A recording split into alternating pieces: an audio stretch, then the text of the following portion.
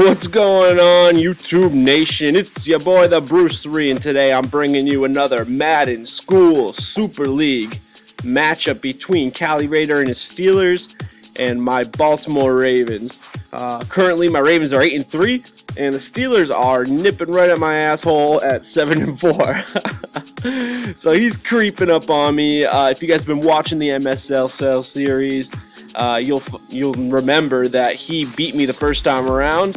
So this is the rematch, the grudge match, the death match, and we're gonna see if we can flip the outcome and come out with a W today.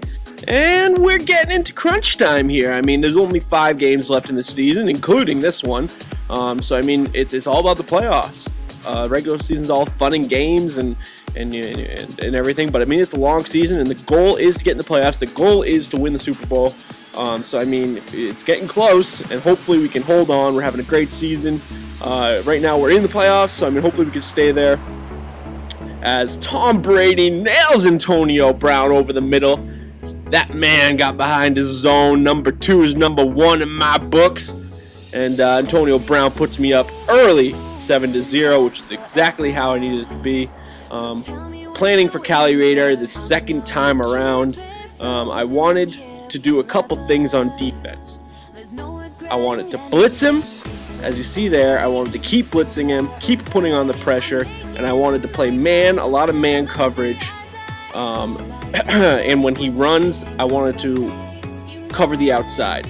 Those were the 3 big bullet points when I saw I remembered what Cali Raider likes to do.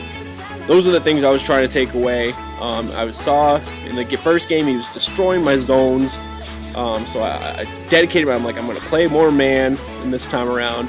And then I also see he was destroying me with Alex Smith, scrambling when I gave him too much time. So I'm like, I'm not going to give him too much time. I'm going to start blitzing his ass. And then I noticed like a lot of his runs were up to the outside, and that would be picking up on tendencies. You know, I mean, during the course of a game, as everybody who's probably watching this knows, you pick up on tendencies of your opponent. As I hit Antonio Brown again for another touchdown. Antonio Brown has quite a day in this game. The guy's just a monster. He's fast, and he makes great catches and runs great routes. So I mean, Antonio Brown's a big piece of my offense. But tendencies, yeah. You go through a game and you make adjustments based on the tendencies that you see.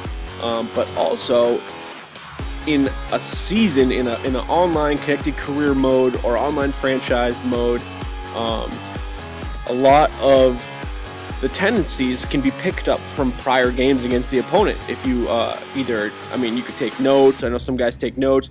It's right there. Alex Smith goes White Vic on my ass for a touchdown to cut my lead in half.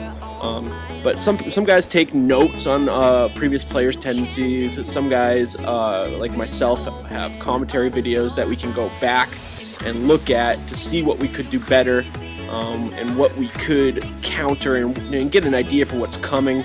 And then, I mean, you could look, if you're in your online CCM, you could go through the stats. A lot of stats are telling in the way that, I mean, you can look at who their primary target is. You can look at a lot of things there. And right there, Tom Brady just gets it off. Antonio Brown hauls that one, and that was a beautiful catch. But yeah, I mean, it's really, when a league is separated by not that much talent, you know what I mean? When there's a lot of good players in one spot, the thing that ends up separating them is the ability to adjust, the ability to recognize what's coming and have a counter for it. So I mean, you gotta play smart. As Danny Woodhead goes up in hurdles, but you gotta play smart. You can have all the talent in the world, but you gotta play smart. And one of the things that I know Cali Raider is good at is fucking goal line defense, man. This guy is almost impossible to score on the goal line. It drives me freaking nuts. I drew a draw because I'm like, maybe he'll drop back, and he did drop everybody in zone, but he used that D tackle and slid right to me. God, his goal line defense is pretty damn fucking awesome. So I mean, some players, as right there, I gotta say that's that blitz. I said I was gonna blitz Cali Raider, and I blitzed him, and see, I mean, it's paying off for me. My early game plan is definitely paying off in this one. But yeah, I mean, play smart. and that was not smart. And so I'm going to go ahead and flip him a Mario coin real quickly because I thought I had Brandon Gibson out there, but oh, hold on a second. Use a pick, got him, coach. Give me that Mario coin. Jimmy Smith, the man throwing blankets over Denarius Moore all game, goes up with a big interception to get it right back for me. So yeah, I mean, right here I hit Danny Woodhead right up the middle for the touchdown, and things are starting off in this game pretty sweet. I was able to overcome that stupid interception I made by getting one of my own. But right here I got greedy with my defense. I played I think it was a cover one, or it was maybe a two-man under modified, and Mike Wallace is just so fast, and he hit that slant right at the perfect time. And so I mean, all of a sudden things just shifted back his way in a matter of seconds, literally matter of seconds. He got a touchdown, and then he gets that pick with Chandler Jones, and that was like he put Chandler Jones on a purple to the outside, and he had man coverage out there. So the first thing I saw was man coverage, and then I thought that he was open, but he definitely wasn't open. And he made a nice read, and then he ran it in with I think it was Stephen Ridley, ran it into the left side on a little counter play. So very, very, very quickly he is back into this game. And it's times like this that I just shake my head. I'm like, what the fuck just happened? What did I do? How the hell did he close that gap that fast? And then, I mean, it's a combination of him making good plays and good execution, and also a combination of me being a total complete dumbass. So I don't have much time here to get into the end zone, and I end up eating a sack sandwich right there. And I mean, there's not much. My play calling here is limited with no timeouts in 15 seconds. So I mean, I'm gonna throw a streak up there, and he just makes a freaking linebacker leap to the heavens animation. That's like, I thought I had that streak open, but nope, I definitely didn't. But you know, he doesn't have too much time here to be able to do anything. He's got 5 seconds, and he ends up just the clock ends up running out, and Jimmy Smith continues to put that blanket on Denarius Moore, but time runs out on him, and we end up just going into the half, and the Ravens here have a 3-point lead, and he gets the ball. So I mean, it's up to him what to do here. Ball's in his court. I'm gunning for him. My defense is hungry. They're hungry. They want a pick. They want an interception. They want a fumble. They want it all. But we ain't necessarily going to get what we want. So, I mean, he's doing a good job here. He's running play action. I'm keeping the pressure on. I don't want to let him get much time in the pocket. And when he does get time in the pocket, I want him thinking that he doesn't have time in the pocket. And that's a little psychological game you can play with your opponent sometimes as we make him punt. If you apply pressure early in the game, and quite often, and then periodically throughout the game, the timer in their head when they don't have pressure is significantly shorter than if you don't apply pressure. If you just sit back and fag D all day, then they're going to start catching on and just taking their time and making plays. But if you put a little bit of pressure on them early, it's just natural that they'll think the pressure's coming a little more than it is when it's not coming at all. Right here, he gets a great punt return, brings him into the red zone. I just didn't get enough air on it, didn't get it outside where I wanted it. But right there, Ryan Clark, I told you I like those hit sticks. He pops them on the side of the field in the flats, and Ladarius Webb comes over and picks up. That Ryan Clark hit stick to Ladarius Webb fumble recovery combination has worked for me multiple times this season, and they're a good little combo. I'm glad I made the trade earlier in the season to acquire Ryan Clark and Antonio Brown for Ed Reed. It was just a great trade. It filled my needs, and it gave the Steelers owner at that time the 2-safety combination he wanted with Palomalo and Reed. But it hooked me up with a great receiver and a serviceable, hard-hitting free safety. So I get the ball back up by 3 points. I'm trying to make something happen. And you notice I'm taking a lot of sacks. It's because he got those interceptions in that first half, and it's got me kind of rattled. I'm not gonna lie. Like, I'm sitting here, I'm like second guessing like a lot of my passes now, because I'm like, damn. But right there, I throw it deep enough for Antonio Brown to go make a play on it, Players got to make plays, and he's definitely one of the better playmakers in the game. But now we're back on the goal line again. God, here comes that Cali Raider goal line defense. That's just so tough to score on. I'm trying a whole bunch of different things here. I just, oh God. I end up taking 3 again. It's just, you know, I can't score in that goal line defense. I got to score from deep. He's gotten me multiple times with like shoelace tackles on the 1-yard line that we were going to go in, but they don't. So right here, Jimmy Smith drops an interception. I mean, there's quite a few dropped interceptions for both sides in this game, so that was kind of a wash.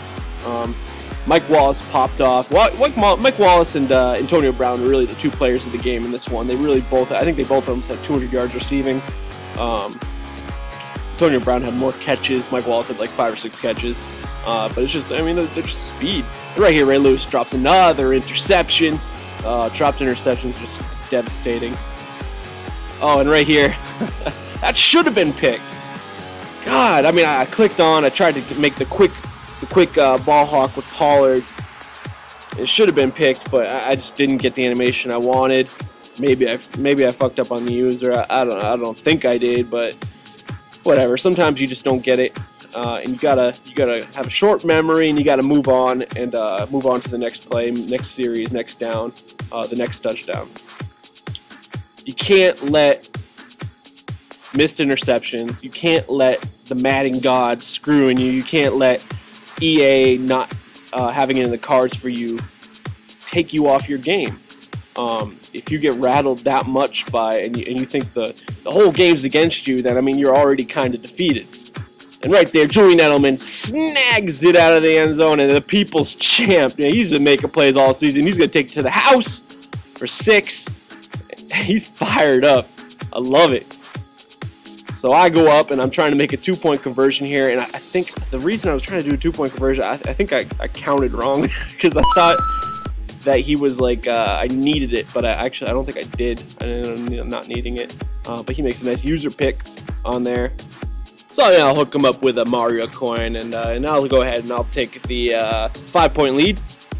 So I mean, he gets a touchdown, he's in the lead, but oh my God, Alex Smith, you son of a Mike Vick bitch!